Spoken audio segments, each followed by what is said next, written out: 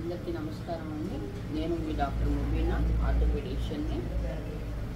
ఈరోజు మీకు ఒక కామన్ ప్రాబ్లం గురించి ఒక 10 టిప్స్ ఇద్దాం అనుకుంటున్నాను.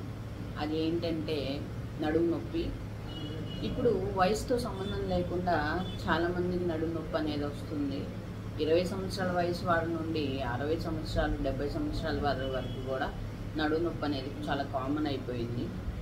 అయితే వాటికి చిన్న చిన్న టిప్స్తో, చిన్న చిన్న పరిష్కారాలతో నడుము నొప్పిని తగ్గించుకోవడానికి ఒక 10 టిప్స్ ఇద్దాం అనుకుంటున్నాను ఈరోజు. అయితే ముందుగా నా ఛానల్ మీకు నచ్చితే చిన్న లైక్ చేసి సబ్స్క్రైబ్ చేసుకోవాల్సిందిగా కోరుతున్నాను.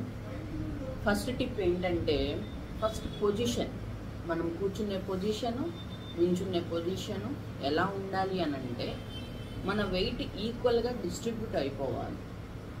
మన నడుము మజిల్స్ మీద, అంటే పారాస్పైనల్ మజిల్స్ అంటాం, ఆ మజిల్స్ మీద ఎక్కువ ప్రెషర్ పడకుండా మనం నడిచేటప్పుడు ఆ వెయిట్ అనేది ఈక్వల్గా డిస్ట్రిబ్యూట్ అవ్వాలి బాడీ మీద. దాన్నే పాస్చరల్ చేంజెస్ అంటాం అన్నమాట. ఆ పాస్చర్ అనేది కరెక్ట్గా ఉండాలి. ఉంటే ఆ నడుము నొప్పిని కొంచెం తగ్గించుకోవచ్చు. పాస్చర్ కరెక్ట్గా లేకపోవటం వల్ల కూడా నడుము నొప్పి వచ్చే వాళ్ళు చాలామంది ఉన్నారు. చిన్న ఏజ్ వాళ్ళ మజిల్స్ అనేవి స్పాజంలోకి వెళ్ళిపోయి పాస్చర్ కరెక్ట్గా లేకపోవటం వల్ల నెక్ పెయిన్ కానీ, నెక్ లో బ్యాక్ ఏక్ కానీ వచ్చే అవకాశం చాలామందికి ఉంది. అందుకని ఫస్ట్ మీరు చేయాల్సింది ఏంటంటే, మీ పాస్చర్ని కరెక్ట్ చేసుకోవాలి. మీరు ఆలోచించుకుంటూ, నేను సరిగ్గా నడుస్తున్నానా లేదా, నేను కరెక్ట్గా పాస్చర్ పెట్టుకున్నానా లేదా, అంటే మీ షోల్డర్ గడ్డీలు, మీ ఆర్మ్స్, మీ నీస్ మీదుగా, అంటే మీ కోర్ మొత్తం ఒక స్ట్రైట్ పాస్చర్లో ఉంటే మీకు నడుము నొప్పి అనేది రాకుండా ఉంచుకోవడానికి అదొక పెద్ద ఫస్ట్ టిప్ అన్నమాట. సెకండ్ పాయింట్ ఏంటంటే అండి, మనం sleeping position and mattress selection అన్నమాట. స్లీపింగ్ పొజిషన్ అనేది చాలామంది చాలా డిఫరెంట్గా పడుకుంటూ ఉంటారు. కానీ నడుము నొప్పి ఉన్నప్పుడు ఎలా పడితే అలా పడుకోవటం అనేది కరెక్ట్ కాదు. ఎలా పడుకోవాలి అంటే, సైడ్కి తిరిగి పడుకోవటంతో పిల్లో మన నెక్ ఎంత ఉంది, మన షోల్డర్ ఎంత ఉందో అంత సైజ్ పిల్లో పెట్టుకొని, మరీ ఎత్తు పెట్టుకుంటే ఇలా వెళ్ళిపోతుంది, లేదు మరీ చిన్నది పెట్టుకుంటే ఇలా వెళ్ళిపోతుంది. దానివల్ల ఆపోజిట్ నెక్ మజిల్స్ అనేవి స్పాజంలోకి వెళ్తాయి. అలా కాకుండా మన షోల్డర్ ఎంత బ్రెత్ ఉందో, మన ఎంత ఉందో దాన్ని బట్టి మనం పిల్లో సెలెక్ట్ చేసుకొని పడుకోవాలి.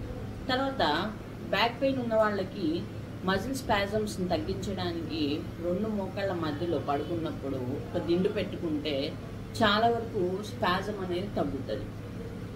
అలాగే మ్యాట్రెస్ సెలెక్షన్ అనేది కూడా మరీ గట్టిగా ఉండకూడదు, మరీ స్మూత్గా ఉండకూడదు, ఫర్మ్ టు మీడియం ఫర్మ్గా ఉండాలి. అలా సెలెక్ట్ చేసుకున్నప్పుడు మనకి బ్యాక్ పెయిన్ అనేది, మన స్పైన్ కర్వేచర్స్ అన్ని మెయింటైన్ చేసుకుంటూ మ్యాట్రెస్ మనకి మన మజిల్స్కి స్పాజంని తగ్గిస్తుంది. థర్డ్ పాయింట్ ఏంటంటే, మనం స్ట్రెచ్ చేయాలి. రెగ్యులర్గా స్ట్రెచ్చింగ్, నడుముని స్ట్రెచ్ చేస్తూ ఉంటే మన నడుముది ఫ్లెక్సిబిలిటీ అనేది ఇంక్రీజ్ అవుతుంది. ఆ ఫ్లెక్సిబిలిటీ లేకపోవటం వల్లనే, అంటే రెగ్యులర్గా స్ట్రెచ్ చేయకపోవటం వల్లనే మన నడుము బాగా ఫ్లెక్సిబుల్గా ఉండదన్నమాట. ఫ్లెక్సిబిలిటీ కనుక మనం మెయింటైన్ చేయగలిగితే లో బ్యాక్ ఎక్ అనేది బాగా, అంటే నడుము నొప్పి అనేది బాగా తగ్గించుకోవచ్చు. నెక్స్ట్ ఫోర్త్ పాయింట్ ఏంటంటే అండి, మన ఫుట్వేర్ అనేది, అంటే మనం వేసుకునే చెప్పులు కానీ, షూస్ కానీ కరెక్ట్గా ఉండాలి. మన బాడీ వెయిట్ని సరిగ్గా డివైడ్ చేయగలగాలి. మన ఫుట్వేర్ బాగా షార్ప్ హీల్స్ కానీ, అసలు హీల్ లేకపోవటం కానీ, ఇలాంటివి చేసినప్పుడు కూడా నడుము నొప్పి పెరిగే అవకాశం ఉంటుంది. సో మంచి మెత్తగా ఉండే షూస్, కొంతవరకు హీల్ ఉన్నట్టు, లేదు పూర్తిగా ఫ్లాట్స్ వేసుకున్నా కానీ మన డిస్ట్రిబ్యూషన్, మన వెయిట్ డిస్ట్రిబ్యూషన్ అనేది సరిగ్గా ఉండదన్నమాట. దానివల్ల నడుము నొప్పి కూడా వచ్చే అవకాశం ఉంటుంది. సో మన ఫుట్వేర్ని కూడా మనం కరెక్ట్ చేసుకోవాలి. అంటే మనం వేసుకునే చెప్పులు కానీ, షూస్ కానీ సెలెక్ట్ చేసుకునేటప్పుడు మంచిగా, అంటే మనకి అనుగుణంగా మనం నడవడానికి ఫ్రీగా ఉండేటట్టు చూసుకొని తీసుకో. నెక్స్ట్ పాయింట్ ఏంటంటే, చాలామంది బరువులు మోసే జాబ్స్లో ఉంటారు. అండ్ వెయిట్స్ బాగా లిఫ్ట్ చేసేవి, అంటే ఏదైనా షాప్లో వర్క్ చేయడం కానీ, లేదంటే ఏదన్నా ఫార్మింగ్లో అంటే పొలాల్లో పనిచేసే వాళ్ళు కానీ, వాళ్ళు ఎక్కువ బరువులు మోస్తూ ఉంటారు. ఆ మోసేటప్పుడు ఏమవుతుందంటే మన స్పైన్ అనేది దాని మీద ఎక్కువ ప్రెషర్ పడుతుంది మోసేటప్పుడు. అందుకని మనం వెయిట్స్ మోసేటప్పుడు ఎలా ఉండాలి అంటే మన వెయిట్ మొత్తం మన లెగ్స్ మీద మన బాడీ కోర్ మీద పడాలి, అంతేగాని మన స్పైన్ని ట్విస్ట్ చేసే విధంగా ఉండకూడదు. మన స్పైన్ ట్విస్ట్ అవుతూ ఉంటే పెయిన్ ఎక్కువ అవుతుంది. సో ఇప్పుడు అలాంటి వాళ్ళు వాళ్ళ జాబ్స్ మానేయలేరు కదా, మనకి స్పైన్ పెయిన్ వచ్చేసింది అని చెప్పేసి మానేసి వేరే జాబ్ ఎత్తుకోలేరు కదా ఇన్ని సంవత్సరాల నుంచి చేస్తున్న వాళ్ళు. సో వాళ్ళు తీసుకోవాల్సిన జాగ్రత్త ఏంటి అని అంటే వెయిట్స్ లిఫ్ట్ చేసేటప్పుడు ఆ వెయిట్ని వాళ్ళ లెగ్స్ మీద మరియు వాళ్ళ షోల్డర్స్ మీద పడేటట్టు చూసుకోవాలి, కానీ స్పైన్ మీద ఎక్కువ ప్రెషర్ పెట్టి తీయటము, స్పైన్ని ట్విస్ట్ చేసుకునే విధంగా చేయకుండా జాగ్రత్తగా వెయిట్స్ లిఫ్ట్ చేసుకోవటం అనేది కూడా ఒక పాయింట్. స్పైన్ ట్విస్ట్ అవ్వకుండా ఎలా మేడం అని అనుకోవచ్చు.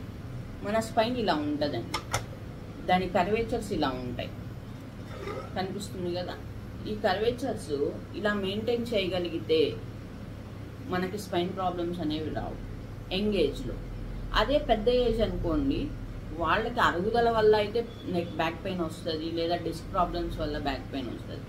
బట్ చిన్న ఏజెస్ వాళ్ళకి ఇలాంటి వెయిట్స్ లిఫ్ట్ చేయడం వల్ల పెయిన్ రాకుండా ఉండాలంటే వెయిట్స్ లిఫ్ట్ చేసేటప్పుడు మీరు స్పైన్ని ట్విస్ట్ చేయకుండా, అంటే ప్రెషర్ మొత్తం బాడీ మీద మీ స్పైన్ మజిల్స్ మీద పడకుండా లెగ్స్ మీద మీ షోల్డర్స్ మీద పడుతూ వెయిట్స్ కనుక లిఫ్ట్ చేస్తే ఈ సమస్యను మీరు తగ్గించుకోవచ్చు.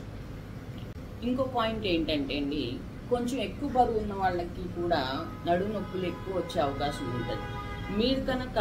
మీరున్న వెయిట్ కన్నా ఒక 4 to 5 kgs కనుక వెయిట్ తగ్గగలిగితే నడుము మీద ప్రెషర్ కూడా తగ్గుతుంది. సో వెయిట్ లాస్ అవ్వటం కూడా స్పైన్ పెయిన్ అంటే బ్యాక్ పెయిన్కి ఒక రెమెడీయే వెయిట్ లాస్ అవ్వ. నెక్స్ట్ పాయింట్ ఏంటంటే అండి, పారాస్పైనల్ మజిల్స్ అంటాం. మన స్పైన్ పక్కన ఉన్న మజిల్స్ని, మనకి ఇది స్పైన్ అనుకుంటే దీని సైడ్స్కి ఉండే మజిల్స్ని పారాస్పైనల్ మజిల్స్ అంటాం. ఆ మజిల్స్ బాగా గట్టిగా ఎలా ఉంటాయంటే మనం హార్డ్ బోర్డు మీద ప్రెస్ కొడుతూ ఉంటే ఎలా సౌండ్ వస్తాయో అలా వస్తూ ఉంటాయి కొంతమంది. అది స్పాజంలో ఉన్నట్టు లెక్క. సో ఆ స్పాజంని తగ్గించుకోవడానికి బ్యాక్ స్ట్రెంథనింగ్ ఎక్సర్సైజెస్ అంటాం. మీరు ఫిజియోథెరపిస్ట్ గారి దగ్గరికి వెళ్తే వాళ్ళు కూడా చూపిస్తారు మీకు బ్యాక్ స్ట్రెంథనింగ్ ఎక్సర్సైజెస్ అని.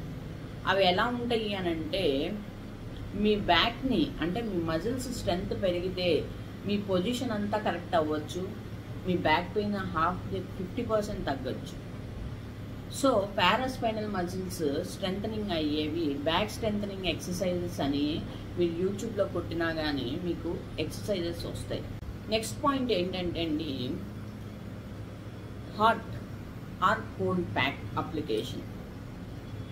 బాగా పెయిన్ ఎక్కువయ్యి వేడిగా ఉంటుంది మీకు వెనకాలవి నడుమంతా లేదు మెడంతా అనుకోండి, దానికి కోల్డ్ ప్యాక్ పెట్టడం చాలా మంచి రిలీఫ్ వస్తుంది.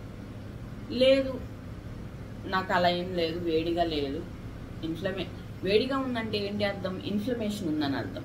వేడిగా లేదనుకోండి, జస్ట్ స్పాజంలో ఉన్నాయనుకోండి, మీరు హాట్ ప్యాక్ పెట్టుకుంటే చాలా వరకు రిలీఫ్ వస్తుంది. బ్యాక్ పెయిన్ అనేది ఐస్ ప్యాక్ వల్ల కానీ లేదా హాట్ ప్యాక్ వల్ల కానీ చాలా రిలీఫ్ వచ్చే అవకాశం ఉంటుంది. నెక్స్ట్ అండి, నేను ఒక పోస్చర్ చూపిస్తాను మీకు ఇక్కడ పిక్లో. అది ఎలా ఉంటుంది అంటే మీరు స్ట్రైట్గా పడుకోవాలి, పడుకొని పూర్తిగా నడుమంతా మీ పడుకున్న కౌచ్కి కానీ లేదా మ్యాట్రెస్కి కానీ అంటించుకొని మీ హిప్ దగ్గర అంటే మీ తుంటి జాయింట్లో మరియు మోకాళ్ళ దగ్గర 90 degrees పెట్టుకొని అదే పొజిషన్లో రోజుకి 10 minutes ఉండగలిగితే మీ బ్యాక్ పెయిన్ కూడా తగ్గే అవకాశం ఉంటుంది. ఆ పోస్చర్ నేను ఇక్కడ పెడతాను, పిక్ చూడండి మీరు ఒకసారి. ఈ పోస్చర్లో మీరు 10 to 15 minutes కనుక ఉండగలిగితే చాలా వరకు బ్యాక్ పెయిన్ రిలీఫ్ వస్తుంది. నెక్స్ట్ పాయింట్ ఏంటంటే అండి, వేడి నీళ్ళతో స్నానం, హాట్ బాత్ అంటాం. హాట్ బాత్స్ ఏంటంటే చాలాసేపు వేడివేడిగా నీళ్ళతో స్నానం చేస్తే, మనం టైర్డ్ అయినప్పుడు కూడా చూస్తారు కదండి, స్నానం చేసుకొని పడుకుంటే ఎంత హ్యాపీగా ఉంటుందో, అలాగే బ్యాక్ పెయిన్ ఉన్నప్పుడు కూడా మీరు హాట్ బాత్ కనుక చేయగలిగితే మీకు ఆ మజిల్స్కి సూతింగ్ ఎఫెక్ట్ వస్తుంది అనమాట. అంటే మీకు హ్యాపీగా అనిపిస్తుంది, పెయిన్ అంతా రిలీఫ్ వచ్చి. ప్రెగ్నెన్సీలో మరియు లాక్టేటింగ్ మదర్లో కూడా బ్యాక్ పెయిన్ వచ్చే అవకాశం ఉంటుంది. ప్రెగ్నెన్సీలో బ్యాక్ పెయిన్ ఎందుకు వస్తుందంటే, మన రోజు రోజుకి బరువు పెరగటం వల్ల మన ఈ స్పైన్ కర్వేచర్ ఉంది కదండి, అది ఇలాగా మజిల్స్ని పుల్ చేస్తూ ఉంటుంది. దానివల్ల కూడా బ్యాక్ పెయిన్ వస్తుంది. అయితే డెలివరీ అయిన తర్వాత చాలా వరకు అది నార్మల్ అయ్యే అవకాశం ఉంటుంది ఈ స్పైన్ అంతా. వాళ్ళకి డెలివరీ అయిన తర్వాత బ్యాక్ పెయిన్ అనేది తగ్గిపోతుంది. అలాగే పాలిచ్చే తల్లులు అంటే లాక్టేటింగ్ ఉమెన్లో కూడా బ్యాక్ పెయిన్ చాలా కామన్గా చూస్తాం. వాళ్ళు ఏం చేస్తారంటే, ప్రెగ్నెన్సీలో ఉన్నంత వరకు కాల్షియం ట్యాబ్లెట్లు వేసుకుంటారు, పాలు తాగుతారు, అన్ని ఫ్రూట్స్ తీసుకుంటారు. ఇంకా ఒకసారి డెలివరీ అయిన తర్వాత మనకి అవన్నీ వదిలేస్తారు. పిల్లల్ని పట్టించుకుంటూ వాళ్ళతోనే సరిపోతుంది.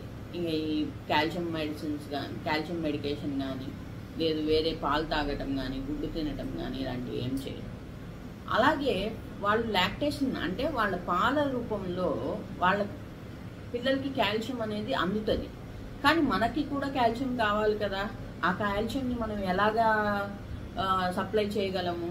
సో లాక్టేటింగ్ మదర్స్ ఖచ్చితంగా కాల్షియం మెడికేషన్ అనేది తీసుకోవాలి, డైలీ పాలు తాగాలి, నెక్స్ట్ గుడ్డు తీసుకోవాలి. ఇలాంటి చిన్న చిన్న ఫుడ్ హ్యాబిట్స్తో కూడా లాక్టేటింగ్ మదర్స్లో, తర్వాత ప్రెగ్నెంట్ లేడీస్లో బ్యాక్ పెయిన్ తగ్గించుకో. చూసారు కదండి, ఈ 10 టిప్స్తో మీరందరూ మీ బ్యాక్ పెయిన్ని కొంతవరకన్నా తగ్గించుకొని హ్యాపీగా ఉండాలని కోరుకుంటూ చిన్న కామెంట్ ఆర్ లైక్ చేస్తూ సబ్స్క్రైబ్ చేయాల్సిందిగా కోరుకుంటున్నాను. Thank you.